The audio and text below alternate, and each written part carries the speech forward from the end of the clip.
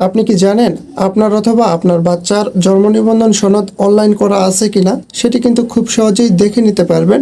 আপনার অথবা আপনার বাচ্চার অনলাইনে জন্ম নিবন্ধন সনদটি আছে কিনা। তো এটি কীভাবে করবেন চলুন দেখিয়ে দিচ্ছি। এরকম ভিডিওগুলো পেতে আমাকে ফলো দিয়ে রাখতে পারেন এবং ভিডিওটি শেয়ার দিয়ে আপনার টাইমলাইনে রেখে দিতে পারেন, যা পরবর্তীতে আপনাদের কাজে আসবে। ওকে, শুরুতে যে কোনো একটি ব্রাউজারে চলে আসতে হবে। ব্রাউজারে আসার পর এখানে সার্চ করবেন everify.vdris.gov.vd লিখে সার্চ দিবেন। দেওয়ার পর এইরকম একটি সাইট চলে আসবে।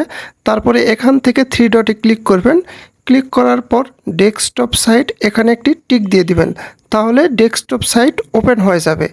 এখন আপনাদের জন্ম নিবন্ধনে যে নাম্বারটি আছে সেই নাম্বারটি এখানে দিয়ে দিবেন। তারপরে এখান থেকে জন্ম তারিখটি দিয়ে দিবেন। দেওয়ার পর এখান থেকে এটি হচ্ছে ফলাফল বের করবেন। বের করার পর এখানে হচ্ছে অ্যান্সারটি দিয়ে দিবেন। এখন এখান থেকে সব কিছু দেওয়া হয়ে গেলে সার্চে ক্লিক করে দিবেন।